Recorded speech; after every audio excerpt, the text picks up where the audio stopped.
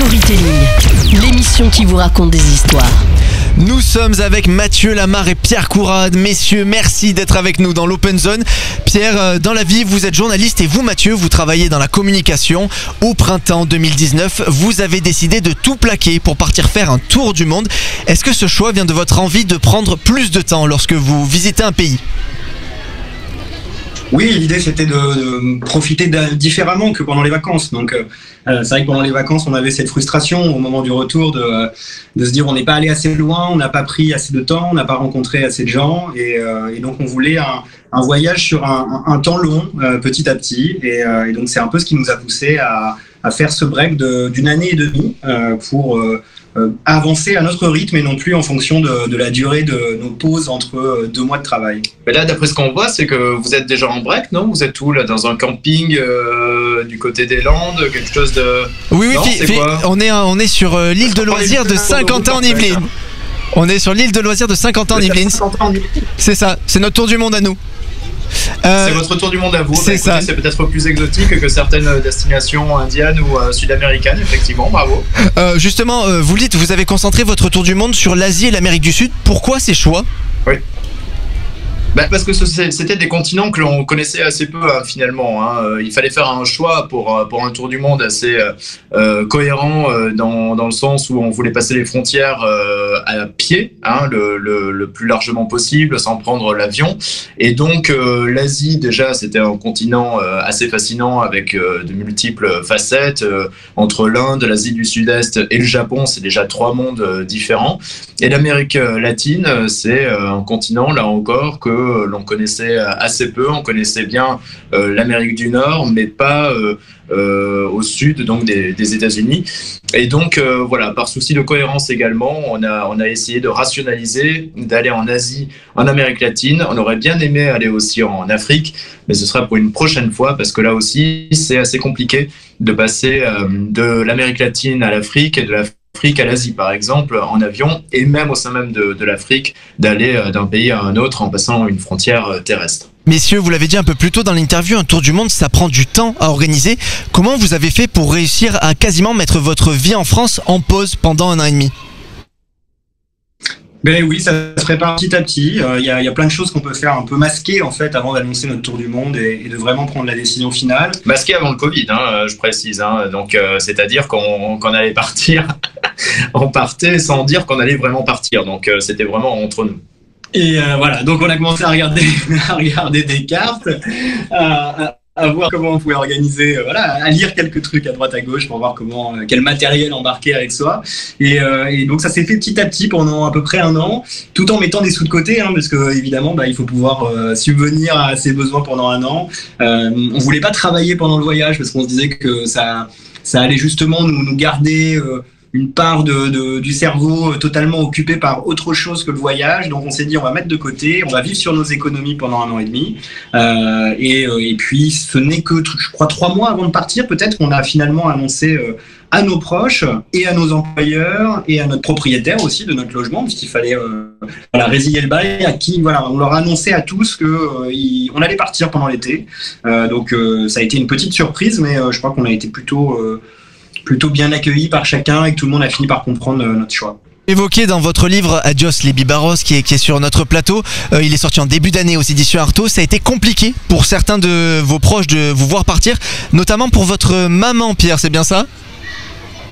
Ouais, ça a été un petit choc quand on a dit que dans quelques mois on a décidé de partir autour du monde.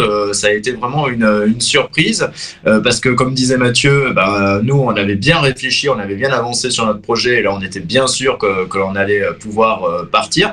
Donc c'est à ce moment-là qu'on l'a annoncé à nos familles et c'est vrai qu'il a fallu les rassurer très rapidement parce que c'est vrai que ça posait énormément de questions, de ce saut dans l'inconnu, encore plus pour eux que pour nous, parce que nous, on avait bien préparé les choses, on sait que ça allait bien se passer, en tout cas c'était techniquement faisable.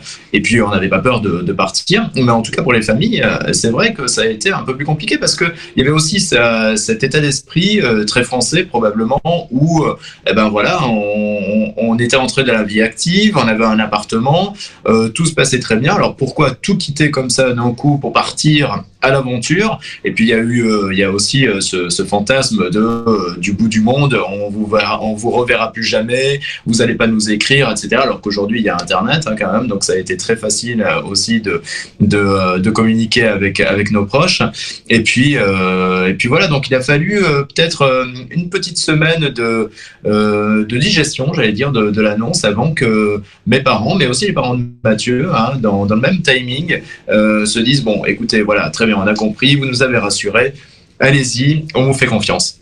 Et s'il est trop long, n'hésitez pas à le couper, parce que sinon, si vous ne l'arrêtez pas, ça vous paraît pendant. Mais il n'y a pas de souci, on passe un vrai très très bon moment avec vous, messieurs. Je voulais vous demander, qu'est-ce que vous avez ressenti personnellement au moment de monter dans l'avion? Est-ce qu'il y a une angoisse de se dire, ok, je sais quand je pars, mais je ne sais pas quand je reviens? Non, le plus dur, c'est vraiment le moment de l'annonce. Je crois que ce qu'on a appréhendé le plus, c'est de l'annoncer à nos proches. Et une fois que c'était annoncé, c'est peut-être une question d'orgueil aussi quelque part, mais on s'est dit, on peut plus reculer maintenant, on va le faire, et donc il faut avancer.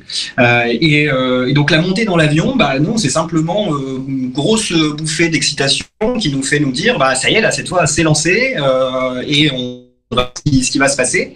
Et ce qui est assez étonnant, c'est que en chemin, on se pose quasiment plus aucune question. On avance, on va au fil des rencontres, au fil des lieux qu'on a envie de visiter, et ça passe finalement extrêmement vite. Quand on est en voyage, on s'est dit, mais on a eu l'impression d'être... et finalement, cette frustration qu'on avait au bout de 3 semaines de vacances quand on rentrait, où on se disait on voudrait partir plus longtemps, on l'a eu un petit peu aussi en rentrant de tour du monde, en disant finalement c'est passé très vite et on aurait pu partir plus longtemps. Voilà, donc il faudra repartir plus tard dans quelques années.